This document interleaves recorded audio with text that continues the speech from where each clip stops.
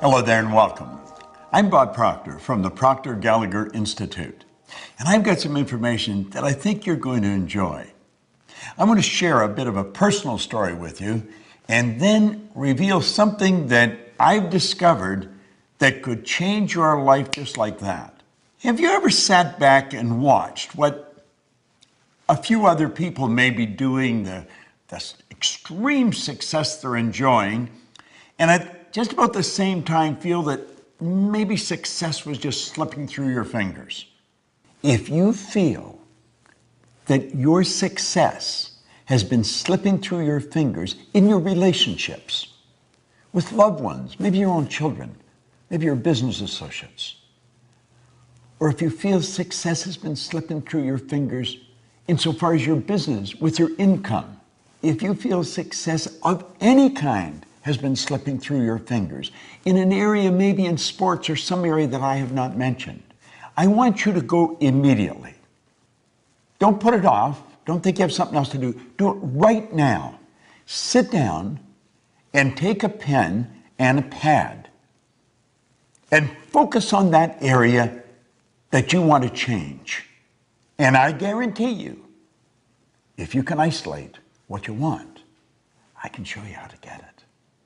It's so easy to read in the paper, you see on TV. Well, it could be a personality, but it might be a relative or a person down the street, or maybe somebody you went to school with that you really didn't think was that bright, but they're enjoying tremendous success. And you just seem to be getting the same results all the time. Well, I discovered something. It took 9 years of intense research on my own personal part. But when I discovered it, I thought I had the keys to the kingdom. And all I wanted to do was share it with other people. So I'm going to ask you to open your mind a little and really become super honest with yourself. And I believe if you do, I'm going to show you how to get results that stick. Now, this isn't a game we're playing. This is a life that we're living. Many, many years ago, when I was a very young man, a man that became probably the best friend I'll ever have gave me this book. Now, this particular copy I've been reading for the past 52 years. It's Napoleon Hill's book, Think and Grow Rich. Now, it's fairly obvious. I've been reading this book for a long time. Pages are falling out of it. The covers come off it. But I stick with it. And I keep reading it. Now, it's not that I'm such a slow reader. It's just there's so much in this book.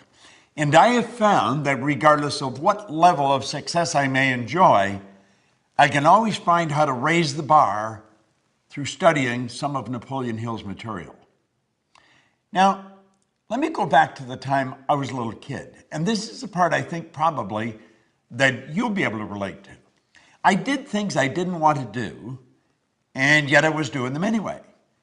And I'd get caught, and the teacher would say, "Why did you do that?" I said, "Well, I don't know." "Well, what do you mean you don't know? You know better." "I know." "Why'd you do it?" "I don't know." And to be quite honest with you, I don't know, or I didn't. And I go home and my mother would go through the same deal when I did something. "Why did you do that?" "I don't know." "What do you mean you don't know? You know better." "I know." "Well, why'd you do it?" "I don't know." I remember I was in the Navy and commanding officers say, "Proctor." "Yes, sir." "Why did you do that?" "I don't know, sir." "You know better than that." "I know." "Why'd you do it?" "I don't know." You see, all over the world, there's people doing things they don't want to do. It's giving them results they don't want to get, and they do it anyway. Why does that happen? Why is it that an individual will graduate from a prestigious university with a very beautiful degree and yet not capitalize on it? You see people every day who are absolutely brilliant. You know some, you're related to some. They've got degrees coming right off the end of their business card, and they're not making it. They may be broke. If they're in business, the business is stuck. Why does that happen? Well, I found out because of what happened to me reading this book. You see, when I started to read this, everything in my life started to change. Now, I was given a directive by the man that gave me the book, Raymond Douglas Stanford, and he said, Bob, if you do exactly what I tell you, until you find out I'm lying or I don't know what I'm talking about, he said, you'll get results that shock you.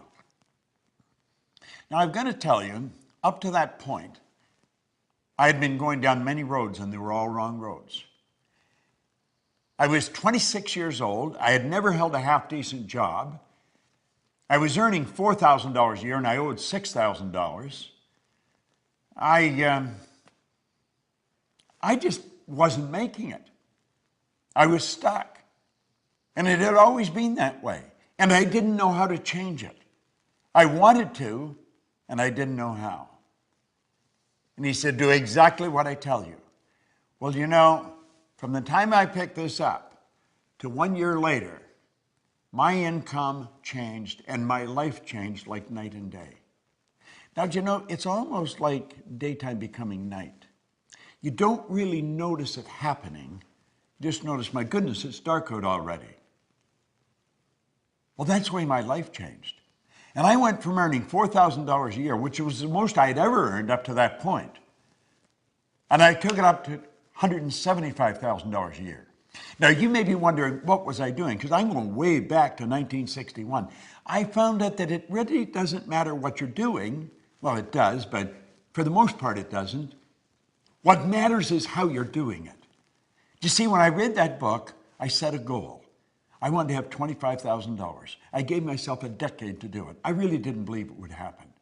And I started cleaning floors on the side after my normal job, just to make a couple extra dollars. I ended up cleaning floors in Toronto, Montreal, Boston, Cleveland, Atlanta, London, England. My income shot up to over $5 million. And I didn't know what I was doing. I had to figure it out. And I sat down and I started to think, what happened? I had been raised to believe much the same as you've been raised to believe. If you're going to earn a lot of money, you've got to be really smart. But you know something? I knew I wasn't very smart. And I'm not putting myself down. I just knew I wasn't very smart. But I was earning a lot of money.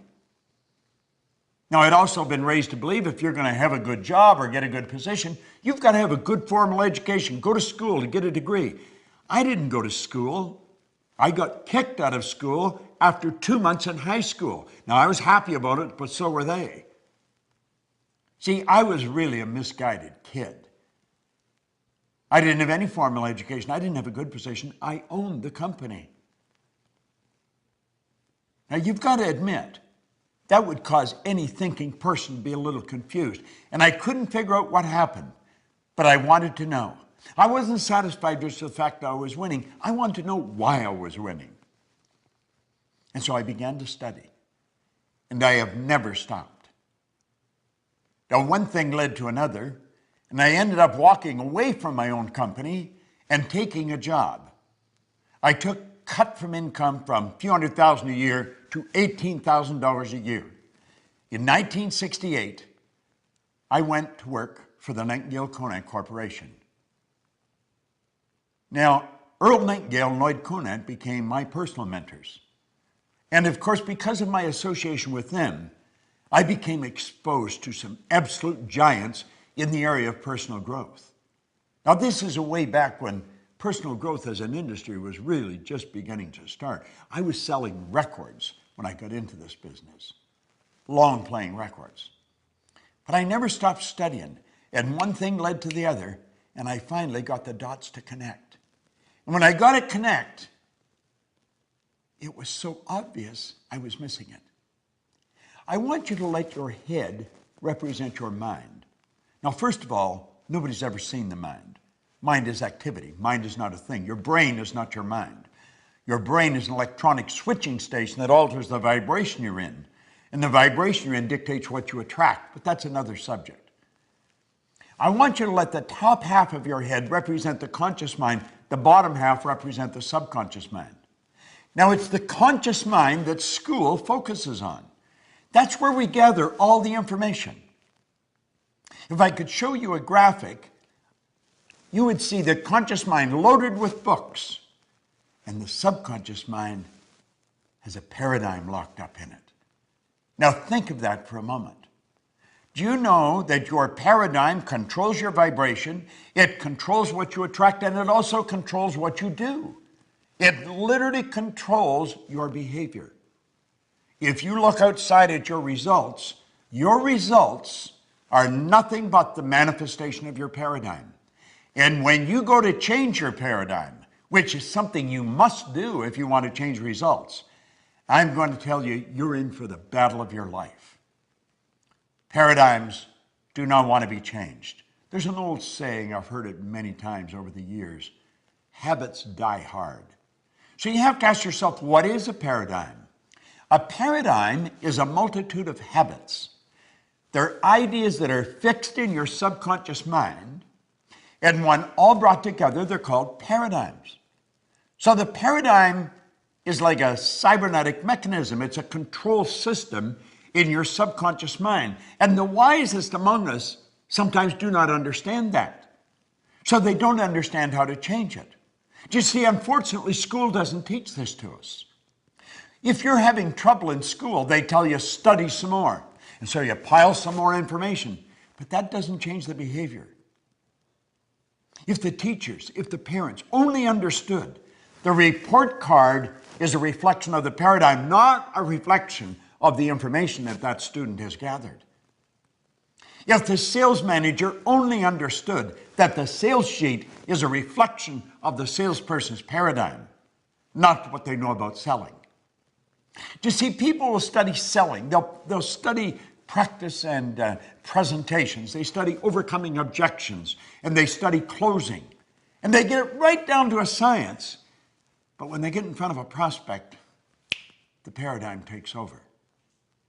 Well, you see, when I learned this, I thought I had made a breakthrough, and I had. But it was much bigger than I thought. I went into companies, and I started to show the companies how paradigms was controlling the productivity in that company, regardless of the size. And one of the first large contracts I had was with the Prudential of America, and almost simultaneously with the Metropolitan Life Insurance Company. They are the two largest insurance companies in the world. And I was showing the agents how to change paradigms. And you know, their sales went up by hundreds of millions of dollars. And I'm not exaggerating. This is all documented. I'm not making up some funny story. This is on the books of the Prudential of America. One retired VP said he thought that Procter raised the sales by $1 billion. Now, I worked all throughout the company. I've worked with companies all over the world, showing the employees how to alter the paradigm.